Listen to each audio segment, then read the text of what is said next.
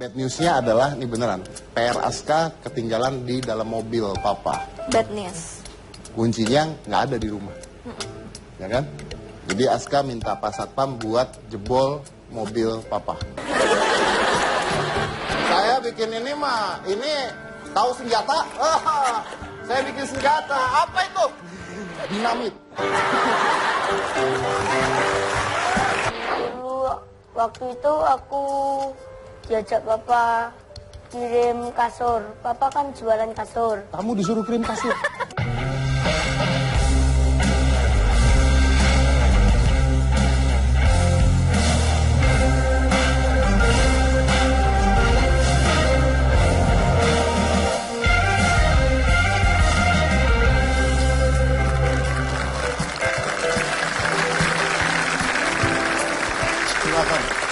Kenapa? Lagi lihat apa? Saya lagi, ya ngomong saya lagi ngeliat apa. Tapi Bapak harus bawain berita, ini kan Bapak host. Oh iya. Kan, Pak? Jadi ini ada hal yang menarik ya. Jadi tahu tukang bola itu David Beckham? Pemain bola, superstar, tukang bola. Kenapa pemain sulap dibilang tukang sulap? Saya nggak marah-marah. Saya tuh pemain sulap, dibilangnya apa? Tukang sulap, Tukang sulap, pemain bola. tukang bola. Udah kenapa? Tukang bola, jelas tukang bola. Namanya David Beckham, tahu? Ya itu kau tahu ya. Ya, jadi si pemain bola ini, David Beckham ini, dia ini lucu kejadiannya. Jadi anaknya namanya Brooklyn ini lagi live Instagram. Live Instagram nih viral nih. Terus tiba-tiba si bapaknya itu masuk ke chatnya live Instagram. Ya dia ngomong itu baju gue. Baju gua tuh David Beckham. Udah gitu dia bilang lagi, kau bukannya harusnya di sekolah. Jadi ketika live Instagram, bapaknya malah masuk ngecekin. Tapi kalau menurut saya mah ini kayaknya nggak beneran bete, nggak beneran marah ya. Cuman bercanda gitu ya. Iya, Gimana lo? That's my shirt. Punya Twitter, punya Instagram, punya. Luar biasa. Saya mau tanya ya, di pet dan di Instagram, di pet, di Instagram dan sebagainya, temenan sama bapak lu nggak di situ? Enggak. Tapi punya Instagram, pet, Twitter punya. Oke. Stres nggak kalau orang tua kalian main juga? Kenapa stres? Oh ketawa, takut dicekin. Saya tahu Pak, kalau anak-anak umur segini pasti nge-share-nya itu, ngepostingnya itu yang galau-galau. Apalagi kalau patah hati, curhatnya ke situ ya kan? Oh, enggak. Itu tadi Pak, cerita lucu antara anak dan juga bapak. Bapak sama Aska gitu nggak? Bapak mainan Instagram, Aska juga main Instagram ya Pak? Saya anak saya dua-duanya mainan Instagram. Oh iya, suka tegur-teguran nggak? Misalkan Aska lagi posting apa, terus Bapak komen apa gitu, terus netizen rame gitu nggak Pak? Pernah waktu itu, nah kalau saya bukan Instagram nih, ini ceritanya nih lucu sih, ini ceritanya di WhatsApp. Oh ya. Ini beneran, dia bilang gini, Pak, good news, bad news. Nah, Ya kan, wah, good news, bad news, apa gitu kan, saya pikir apa gitu ya. Bad newsnya adalah, ini beneran, PR Aska ketinggalan di dalam mobil papa. bad news. Kuncinya nggak ada di rumah. Ya kan? Jadi Aska minta Pak Satpam buat jebol mobil papa.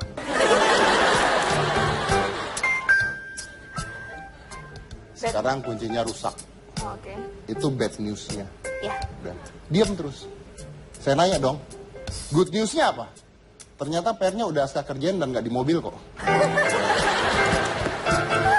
Udah jebol tapi itu mobilnya. Bicara tentang anak dan orang tua ya, anak dan orang tua. Jadi kadang-kadang tuh anak-anak tuh suka dibawa ke mall ya, ke pusat pembelanjaan ya. Padahal mungkin kalau Anda tidak mampu membawa anak Anda nggak mampu ngurusin, lebih baik nggak? Karena saya punya fakta-fakta dan bukti-bukti yang menarik yang terjadi di pusat perbelanjaan ketika mereka membawa anak mereka. Ini adalah fakta pertama. Ketika seorang anak itu membuat capek, maka akan ditaruh di sebuah tumpukan biasanya sama orang tuanya. Putar. Ini lucu banget. Bukan hanya ditaruh, bahkan dijual $19 ya. Yang kedua, jadi anak tuh kadang-kadang ngantuk. ya kadang-kadang ngantuk. Nah, akhirnya dibiarkan tidur di troli belanjaan. Tapi, ada tapinya. Tapi bapaknya juga ikut tidur. Tapi ini bener. Dia pinter nih. Karena kalau misalnya anaknya, mungkin ayahnya capek. Kalau misalnya anaknya digendong, ayahnya tidur, bahaya. Karena anaknya bisa jatuh atau bisa jalan, bisa merangkak. Tapi kalau ditaruh di troli begini, ya, kalau ditaruh troli begini, aman. Ya, aman. Dan lihat, kalau Anda perhatikan baik-baik, bapak itu walaupun tidur, tapi kakinya satu ada di atas troli itu. Jadi dia berpikir, oh kalau saya taruh kaki saya di atas troli, saya akan tahu. Kalau misalnya ada orang mau menculik anak saya, trolinya digeser, saya kebangun. Betul. Diangkat aja anaknya ya. Ya? Iya kan? Bisa. Nah, iya. Artinya jangan ke mall dengan anak kalau dua-duanya ngantuk. Ketiga, membiarkan anak Anda melakukan hal-hal yang berbahaya tanpa pengawasan orang tua. Masuk ke dalam freezer es. Ya, buat foto. Maaf, kalau Anda lihat itu bukan mukanya lucu tapi beku. Dan ini kadang-kadang lucunya, kadang-kadang konyolnya adalah orang tuanya yang membuat hal seperti itu. Itu ada freezer es, coba dia lucu. Foto buat Instagram, percaya nggak? Bisa kayak gitu.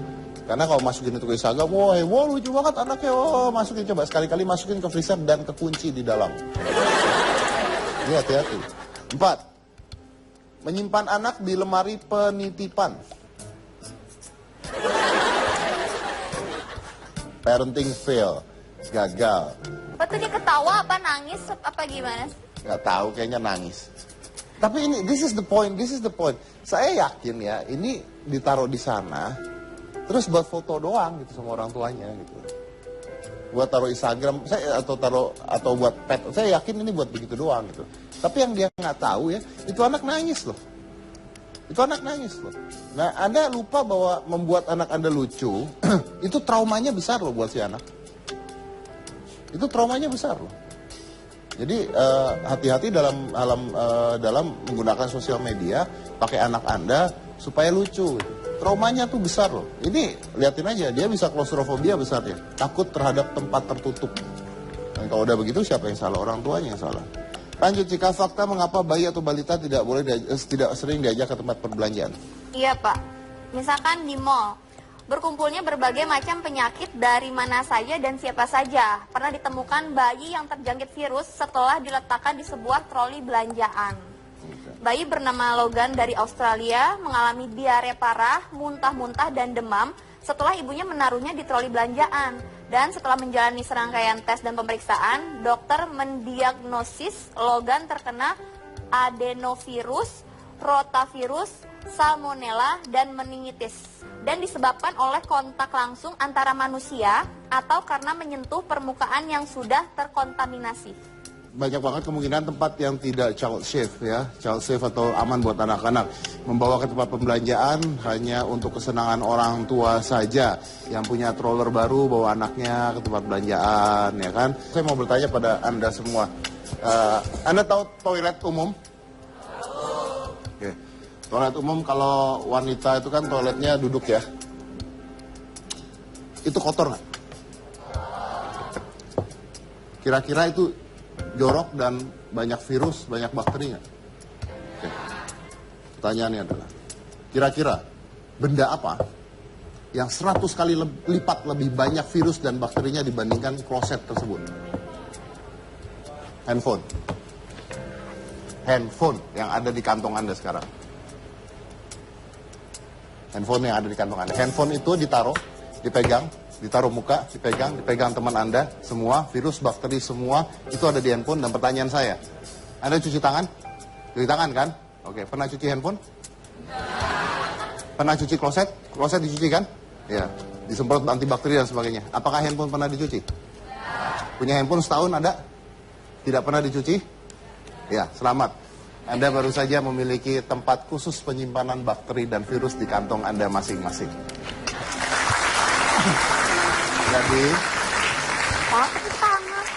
Jadi ini yang saya lakukan. Ini saya lakukan pribadi, benar-benar saya lakukan pribadi. Jadi saya tuh setiap seminggu sekali tuh pakai alkohol swab yang beli di apotek, pakai alcohol swab. Saya buka alcohol swab, itu murah banget alcohol swab. Itu buat ngelap handphone semuanya sama iPad dan semuanya. Jadi itu buat ngelap handphone saya. Dan ini saya ngomong ini bukan ngajarin karena saya memang melakukan. Kenapa pakai alcohol swab? Karena itu mematikan bakteri. Jadi kalau Anda tangan kan nempel-nempel tuh ya. Itu kalau di alcohol swab, udah gitu Anda lap pakai kain, itu jadi bersih, jadi kayak baru lagi. So you try that at home, coba di rumah, menghindarkan bakteri dan membersihkan handphone Anda sekaligus membuat handphone Anda terlihat baru lagi. Just use alcohol swab, nggak usah pakai apa-apa, alcohol swab saja. Bapak tadi sudah memberikan informasi yang sangat berguna bagi kita semua. Maka dari itu saya ingin memberikan Bapak sesuatu. Baiklah. Bapak merem. Ngapain saya mau? Kan biar surprise. Oh iya. Ya, merem ya. Enggak. Ayo, ditutup kupingnya ditutup. Bentar ya. Mudah-mudahan tidak kembali lagi ya. Saya punya sesuatu buat Bapak, ini dia. Boleh tepuk tangan dong. Saya pikir dia lupa. Bukan kue ulang tahun. Apa ini? Ini topi. Ini topi? Topi kepala saya bundar. Gak muat ini. Tuh, gak muat. Bisa. Pakai. Ayo dibantu jadi apa ya? Pak, jangan, Pak. Pak.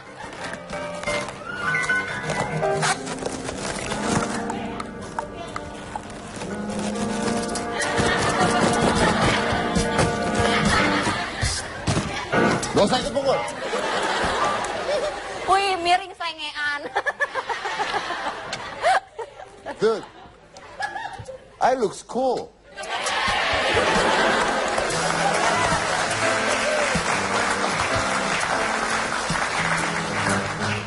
Yo, man.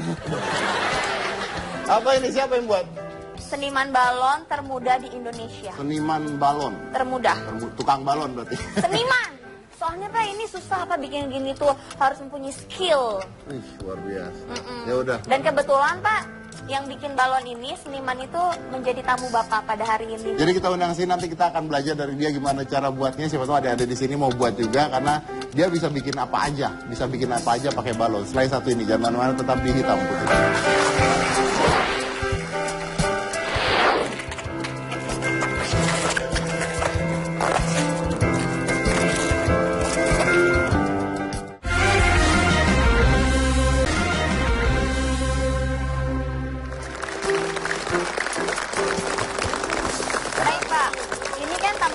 Namanya adalah Nicholas Putra Hartono. Nah, mendingan Bapak saya kasih lihat dulu videonya ya. Biar semakin penasaran gitu, Pak. Bentar. Jutek banget. Kita lihat dulu videonya ya. Yuk, ini dia.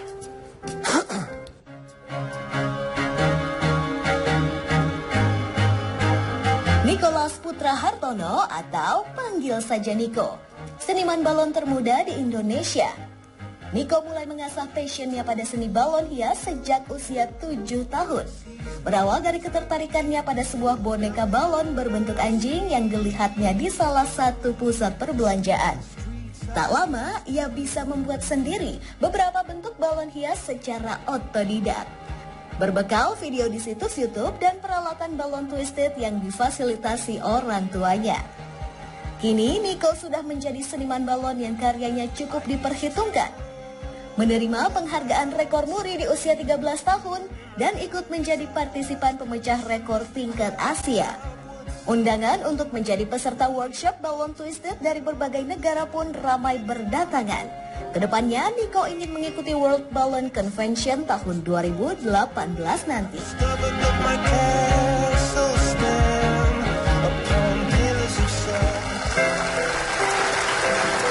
Oke, kita undang aja langsung adalah Niko.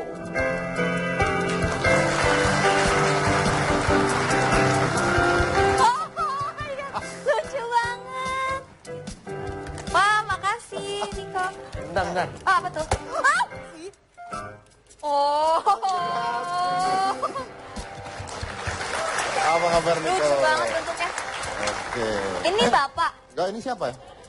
Ini siapa Niko? Ini Om Deddy. Oh, ini saya. Oh, bulu hidungnya sampai keluar ya? Coba Pak lihat. Oh iya, iya. Kasih lihat ya. Kasih lihat. Bagus ya.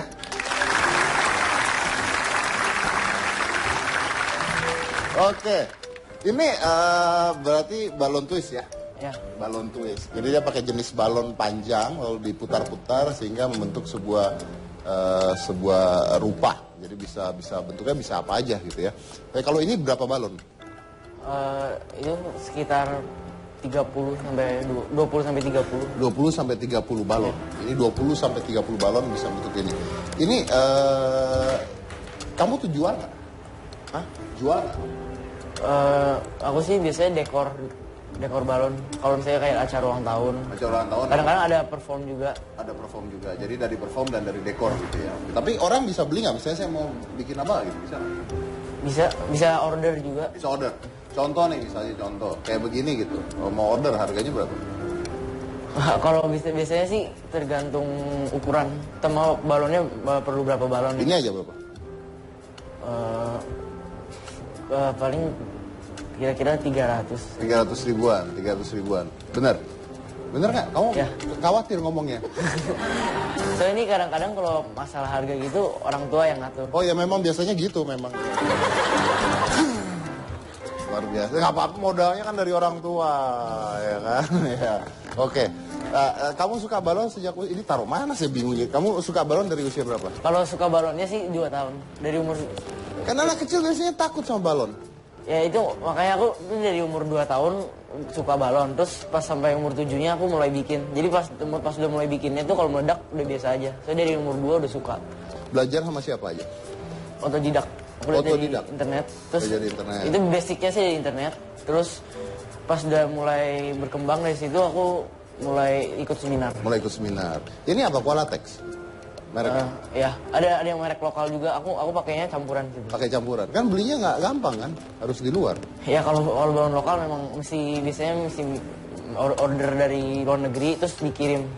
Oh dikirim. Kan ini balonnya khusus kan, mereknya pun khusus itu. Ini nggak sembarangan. Ini bukan pentil ban ya. Nah ini balon mahal loh, balon mahal. Nah, belinya harus di US gitu, ada mereknya tersendiri gitu. Ini kan mintanya gimana? Mulai beli balon yang kualitasnya bagus gitu. Nah, waktu itu tuh aku kan suka balon, terus aku suruh orang tua beli balon yang biasa dulu, yang merek lokal. Terus dari merek lokal itu aku coba-coba bikin, masih yang basic-basic tuh masih bisa pakai merek lokal. Tapi makin rumit tuh makin advance gitu, makin susah, suka pecah. Dan dari situ aku mulai cari-cari merek yang lebih bagus. Baru dapet merek yang bagus. Ini gini deh, ini saya mau taruh gimana juga posisinya jadi jorok gitu masalahnya. Saya yang pegang aja Pak, siapa tuh sama saya nurut Pak. Oh iya. Ini kepegangin. Disayang-sayang ya. Ya, Eh. kan kalau yang aslinya nggak bisa. Oh iya, betul. Oke. Terus di Indonesia itu kan sebenarnya ada lah seniman balon gini ada gitu. Kamu tahu dari mana kalau kamu yang termuda? Gitu. Dari itu sih, memang kan aku mau mendapat rekor muri itu tuh ketemu Bapak Jaya Suprana. Nah itu memang di search dulu pertamanya. Di search dulu, waktu itu mau dikasihnya rekor Indonesia. Terus di search dulu, terus kalian di search sama yang rekor dunia. Dunianya tuh belum ada juga. Jadi langsung dikasih rekor dunia. Langsung dikasih rekor dunia. Oh, oke. Ini menarik sekali. Tapi kamu tahu nggak Cika? Iya Pak. Saya juga bisa gini. Oh, coba buktiin. Saya lebih hebat dari dia loh. Hah? Lebih hebat dari dia saya. Benar. Tuh. Bapak kan tukang sulap, bukan tukang balon. Saya lebih Ini hebat. Pak, yang king. Coba. Sini kamu sini. Pak, seset gitu Pak. Ini kamu pakai semua nggak? Enggak. Nggak. Sini, saya ajarin. Oh, Bapak ngajarin saya? Iya. Bapak nggak malu ini rekornya di mana-mana ini Pak. Inilah. Kamu tuh. Nggak ada yang baru ya? Nggak ada yang baru? Nggak, saya mau yang ini. Laganya belagu. Dia belum lahir, gue udah mainan karet.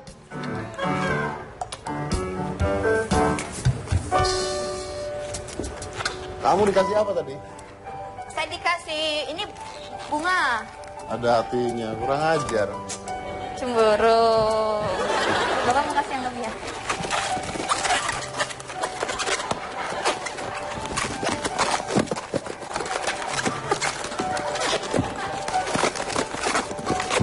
Dodol.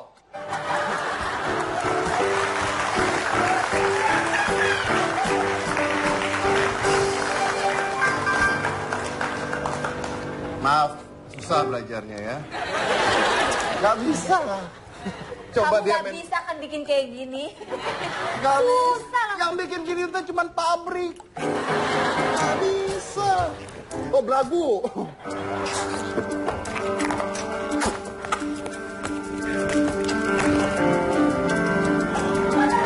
Oh, belagu dia. Itu doang belagu banget anak kecil ya. Saya bikin ini mah, ini tahu senjata? Oh, saya bikin senjata. Apa itu? Apa itu? Apa?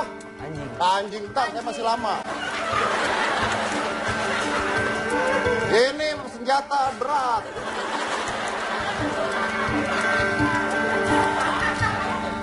Dinamit.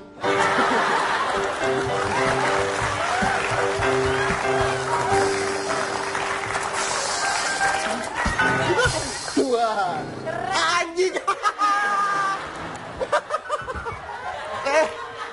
Anjing sama dinamit bagus mana? Nah, Itu aja belagu ya.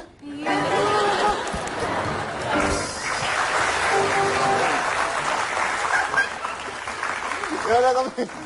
si bapak. Mikirnya susah loh tadi. Sambil di belakang apaan lo buat kan? Ya udah, katanya mau bikin sesuatu buat penonton. Ya. Ya, ayo silakan, silakan.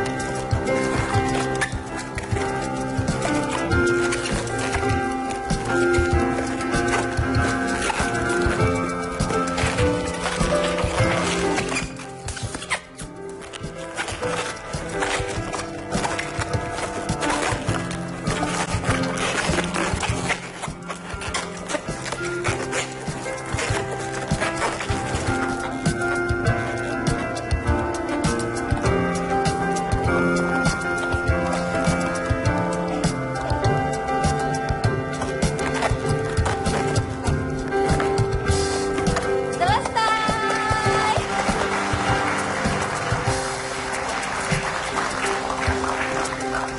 Ini ya, burung ya? Ya. Burung pus, ming ming ming ming. Susah. Kok nggak ada yang peduli sama anjing saya sih? Anjing saya bisa begini loh buntutnya. Tuh.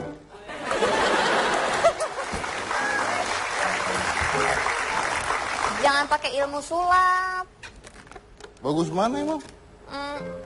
Coba yang kasih tepuk tangan buat burung berapa tepuk tangan?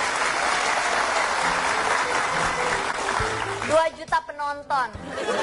Yang tepuk tangan buat anjing, oh sayang sekali. Kita lanjut lagi nanti ya. Saya belajar dulu. Saya belajar dulu nanti. Gampang. Wah yang satu ini 4 bukan.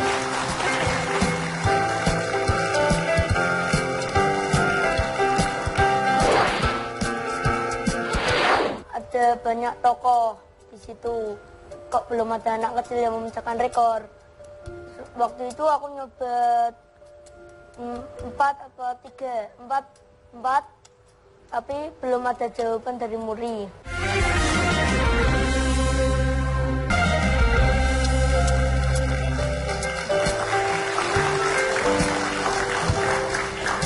Karena tidak ada yang mau mengadopsi dia, akhirnya dia memutuskan kembali pada ayahnya Oh iya. dan ibunya.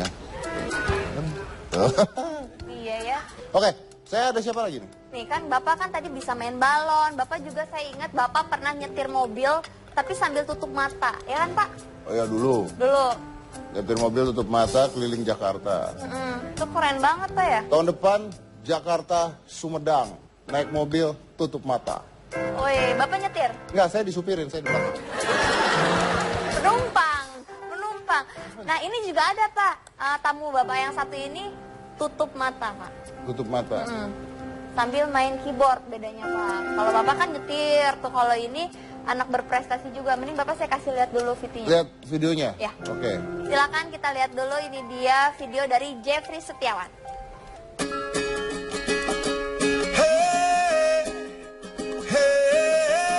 Jeffrey Setiawan, keyboardis cilik asal Kendal ini punya cita-cita menembus rekor dunia. Anak lelaki yang sekarang duduk di kelas 5 SD ini mulai memiliki ketertarikan di bidang musik sejak kecil. Kemahirannya memainkan keyboard menjadi viral ketika Ketua MPR RI Zulkifli Hasan memposting video Jeffrey yang sedang memainkan lagu Indonesia Pusaka dengan mata tertutup. Mendapatkan banyak apresiasi serta penghargaan, salah satunya menjadi pemegang rekor Muri sebagai pemain keyboard dan penyanyi termuda dengan mata tertutup di usia 10 tahun. Penghargaan ini menghadirkan kesempatan lebih besar bagi Jeffrey yang rencananya akan menjawab tantangan dari pihak Guinness World Record London yang akan dilakukan di penghujung bulan Maret nanti.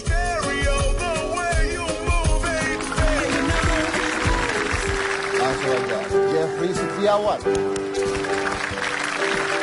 Halo Jeffrey. Apa kabarnya? Baik. Ya kan duduk? Jeffrey udah makan belum? Ya. Udah. Sudah. Oh, sudah. Kenapa sih? Enggak, saya nanya aja. Ini mau memecahkan rekor Muri ya? Sudah, Muri sudah. Oh sudah, Muri udah, dunia yang belum. Iya. Memecahkan rekor Muri tahun 2016. 16. Tahun 2016. Oke. Kamu kok bisa suka main apa sih? Keyboard atau piano itu? Keyboard. Iya. Kenapa? Dulu aku terinspirasi dari sosok Joy Alexander. Joy Alexander. Iya. Belajar gara-gara lihat Joy Alexander. Terus? Lihat Anu gitu, nggak ada. Orang tuh kalau nonton Hitam Putih, yang udah belajar main piano 4 tahun, begitu ngeliat Anu tuh berhenti mereka belajar. Oke, terus kamu kan mencari rekor Muri ya? Iya. Terus saya dengar katanya kamu tuh minta sendiri sama sama Murinya. Minta sendiri. Gimana ceritanya? Dulu waktu itu aku diajak Papa kirim kasur. Papa kan jualan kasur. Kamu disuruh kirim kasur? Enggak, diajak Kamu nemenin. diajak Iya. kirim kasur? Iya. Waktu itu Kamu yakin papa kamu tuh ngirim kasurnya nggak sama kamunya? Ya, Bapak Sama pikir aku. dia bantal apa? Ya, nanya doang. Kamu kirim kasur sama papa kamu? Iya. Terus? Terus waktu itu aku lihat Museum Rekor Indonesia di Semarang. Terus aku lihat ada banyak tokoh di situ. Kok belum ada anak kecil yang memecahkan rekor. Waktu itu aku nyoba 4 atau 3, 4, tapi belum ada jawaban dari Muri. Kamu nyoba tuh gimana kamu?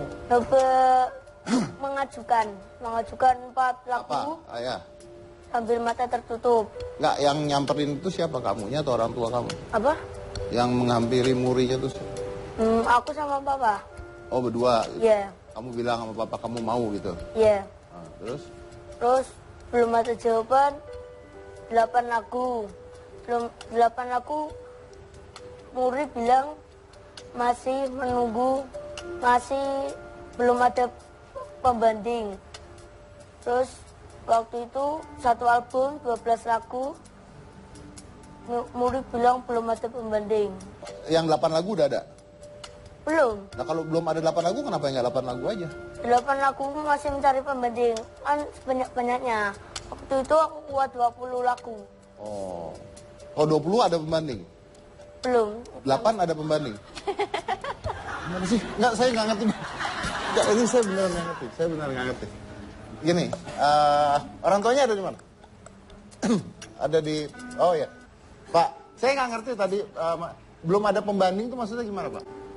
Dari pihak Jaya Suprana, setelah diseleksi 1 bulan, belum ada yang pernah dilakukan anak seusia 10 tahun. Betul. 8 lagu belum ada pembanding? Belum ada pembanding. Belum? Belum. Nah, kenapa nggak 8 lagu aja kalau gitu?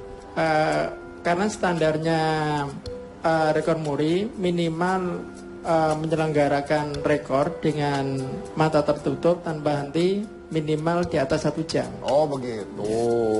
Oke. Oke. Terus dengar-dengar katanya sekarang mau memecahkan rekor dunia. Oh iya. Sampai di mana sekarang udah tahap? Dari rekor Hotel Republik kemarin memberikan surat rekomendasi yang diwakili pihak ASEAN Pak Halim. Ananda diminta untuk memecahkan rekor 50 bermain keyboard dengan mata tertutup 50 lagu. Kemudian persiapan Ananda Jeffrey sekarang ini nyampe 60 lebih Pak, 65 lagu lebih dengan mata tertutup. Sehingga bulan April tanggal 19 Ananda diundang memecahkan rekor di London. Baik, jadi benar-benar lancar ke situnya ya. Nah, kalau ini gua mau sombong beneran. Oh, apa tuh, Pak? Mau sombong beneran kalau ini mah. Apa? Pak, tadi pecahan rekor dunia apa Pak? 50 lagu bermain keyboard dengan mata tertutup. Itu rekor holder Republik yang dunia? Ya, yang dunia di Inggris. Oh, itu harus ada rekomendasi dari record holder Republik Asia dulu kan berarti? Iya, ada. Tahu presidennya siapa Pak? Presidennya Yang di Asia? Yang di Amerika Bapak David Adamovic. Kemudian yang wakil presidennya, vice presidennya itu Bapak Halim. Yang di Asia presidennya siapa tahu Pak? Kurang tahu Bapak. Kenalin Pak ya, saya presidennya Pak. Benar ini Pak. Jadi harus ada tanda tangan beliau ini Pak. Nanti saya bantu keluarnya. Ntar saya bantu tanda tangan, saya rekomendasikan ke Pak Davidnya langsung ke Amerikanya ya. Yeay. Jeffrey, jadi kamu kalau butuh tanda tangannya itu presiden di Asianya untuk rekor bisa ke dunia itu harus dari Om Deddy. Jadi Corbuzier. buat Anda yang mau mendapatkan rekor dunia itu bisa diwakilkan dari Asia sebenarnya. Jadi ada record holder Republic itu di Asia pun ada dan kita bisa menilai apakah seorang bisa mendapatkan rekor dunia gitu. Nah, itu kita punya timnya khusus untuk meneliti tersebut dan kalau memang dari tim kita mengatakan bahwa itu bisa, maka dinyatakan bisa ya. Dan ini pusatnya memang benar, pusatnya ada di Amerika, ada di Inggris dan ada di Asia juga. Jadi kalau misalnya Anda ingin, Anda butuh, bisa hubungi nanti ke record holder Republic, Anda akan dilempar ke Asia. Kalau memang terbukti dan ternyata bahwa Anda memang berkualitas, saya sebagai orang Indonesia juga akan sangat bangga apabila banyak orang-orang Indonesia yang mampu memecahkan rekor dunia. Saya pasti bantu, saya pasti tanda tanganin untuk merekomendasikan ke Amerikanya pasti. Ya. Oleh karena itu kita mau lihat dulu nih ya. Sekarang Jeffrey akan tampil bermain keyboard dengan mata tertutup. Ya? Iya. Oke. Kita tutup dulu matanya Pak. Iya dong. Asik. Siap?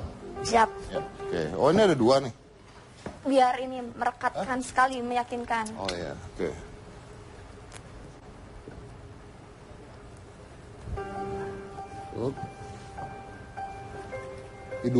Hidungnya mana? Kan nggak napas gitu.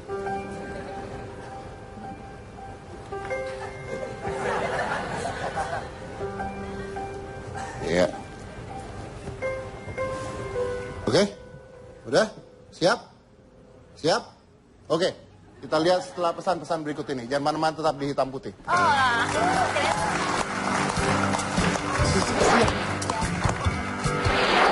Jadi dokter. Menjadi dokter. Kenapa jadi dokter? Ingin mengobati orang. Iya benar sakit. memang.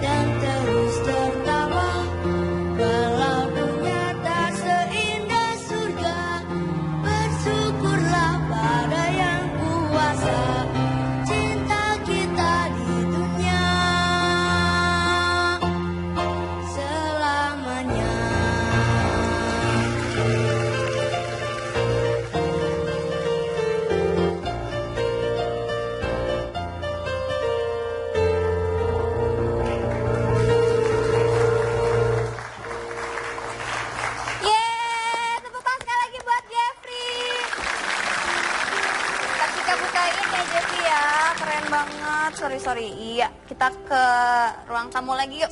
Ayo,